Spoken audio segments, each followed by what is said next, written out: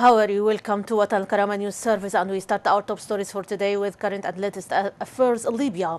Eyewitnesses in Benghazi said life returned to its calmness in Al-Lithi district after fierce battles between the Arab-Libyan armed forces and remnants of the terrorist militias in the city. This comes as a source said that most of the city's marchers in those clashes are killed by mortar bombs, which were bombarded heavily and randomly on residential sites in Al-Lithi district, specifically on meat markets, which formerly known as municipality land.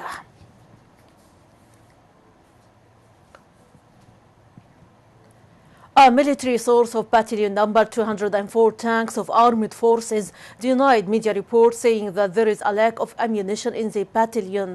The source noted that the tanks' ammunition of all kinds are available at battalion number 204. One of the journalists fomented people through social networking site Facebook and spread rumors that there is a shortage of ammunition and that they are purchased from abroad. Terrorist Daesh group detonated a number of houses in Asawara area, third city, which the terrorist group called as awakening process. Bombing didn't result in any human damage because those houses were for families who left the city during the past few days.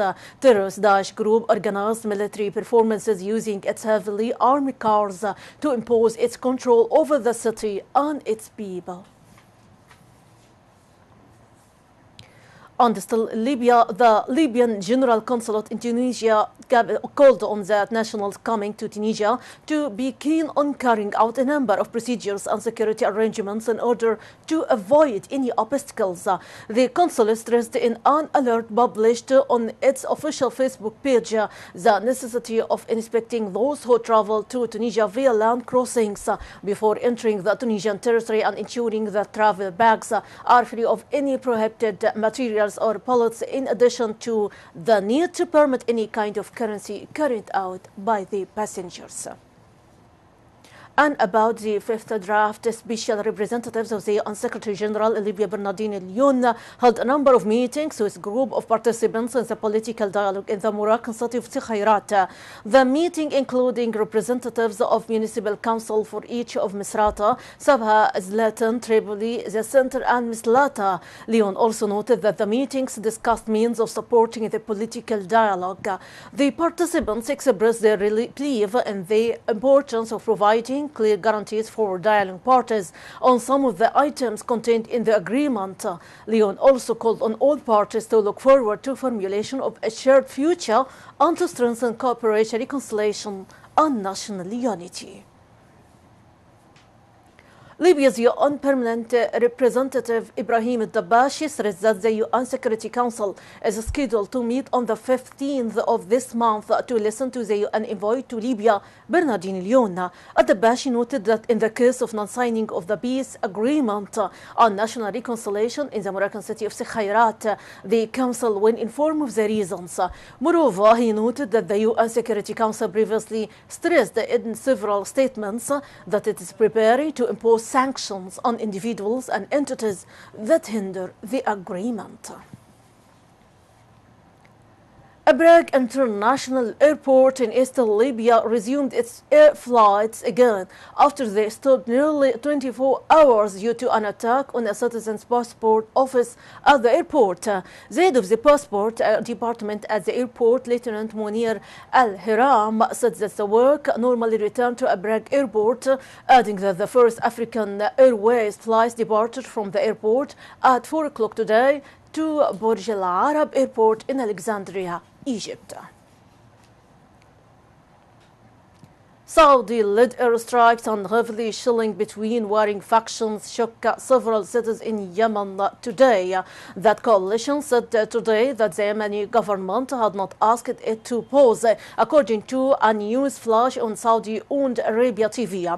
Air raids bounded Houthi and Yemeni army units in the capital Sana'a and the embattled southern city of Taiz and Aden, where residents also reported intense artillery exchanges between the fighters and local militiamen Yemen. In Aden, one of the country's most deprived and war-torn areas, witnesses said Houthi forces fired mortars and Katyusha rockets towards opposition fighters based in northern areas and around the city's international airport. Moreover, residents said a 50-year-old boy was killed in Houthis shelling on a civilian house in the southern city of Dalia hours after the truce.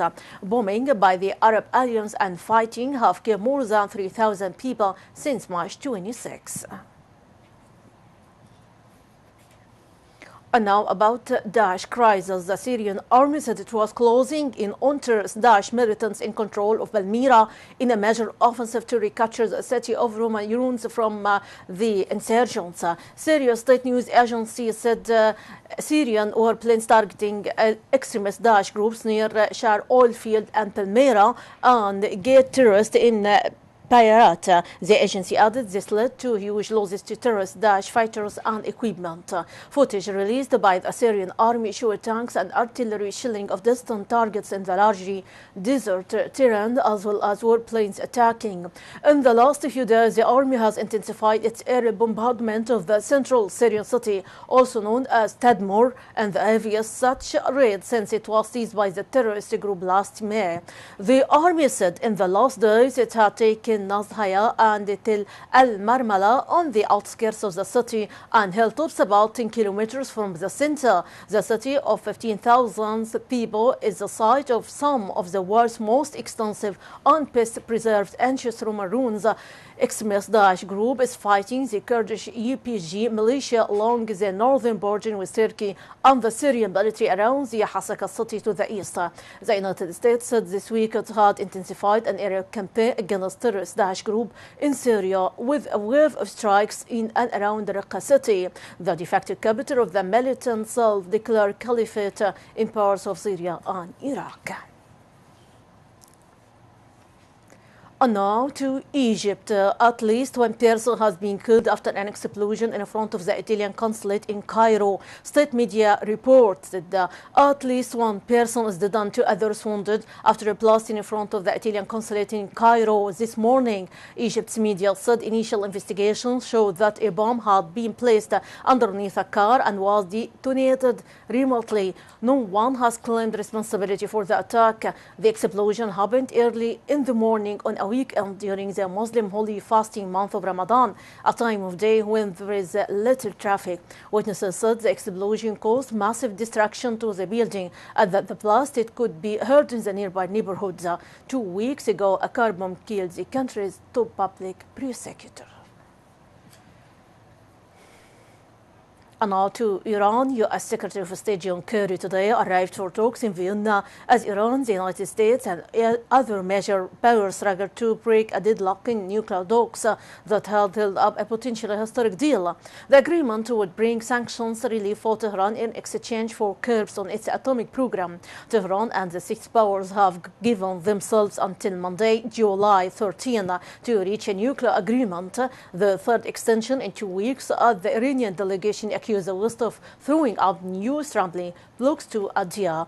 Both sides say there has been progress in 2 weeks of talks, but British Secretary Philip Hammond has called it painfully slow, and he and his French counterpart Laurent Fabius left yesterday only to return to Vienna this morning. US and European Union officials said they were extending sanctions relief for Iran under an interim deal through Monday to provide more time for talks on a final draft. The sides remain divided over issues that includes a UN arms embargo on Iran, which Western powers want to keep in place, access for inspectors to military sites in Iran, and answers from Tehran over past activity suspected of military aims.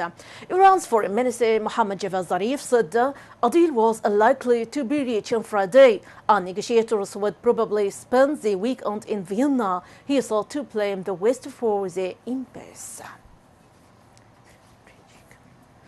Tens of thousands gathered at a ceremony near Srebrenica in Bosnia today to mark the 20th anniversary of Europe's worst. Tens of thousands gathered to mark the 20th anniversary of Europe's worst atrocity since World War II. Abandoned by the UN protectors towards the end of 1992-95 war, 1,000 Muslim men and boys were killed by Bosnian Serb forces over 5 days. Their bodies dumped in pills, then dug up months later and scattered in smaller graves in a systematic effort to conceal the crimes. More than 1,000 victims have yet to be found. A UN court has ruled the massacre was genocide. Many Serb dispute the term, the death toll, and the official account of what went on, reflecting conflicting narratives of the Yugoslav wars that still feed political divisions. Serbia, which backed Bosnian Serb forces with men and money, was represented today by Prime Minister. This came just days after his government enlisted ally Russia to vote a British drafted resolution at the United Nations that would have condemned the denial of Serbia as genocide. As a UN court has ruled it was since the massacre, the West have faced questions over how it allows the fall of Serbia, a designed UN safe haven for Muslims. Bosniak displaced by the war. Months later, NATO airstrikes forces the Serbs to the negotiating table.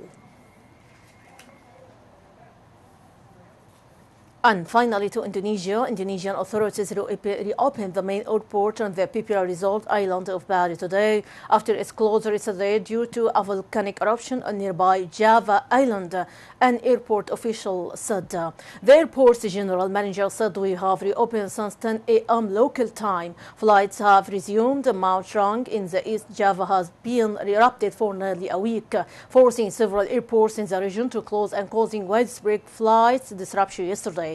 All the airports, including Lombok International Airport, have reopened. Meanwhile, 5 people died in explosion in the production room of a cosmetic company, PT Mandom Indonesian TBK's plant in Benghazi, a city east of Jakarta yesterday. The Kompas Daily reported, quoting the head of Jakarta Police, Inspector General Toto Karnavian, said the suspected a gas leak caused the fire. The newspaper added.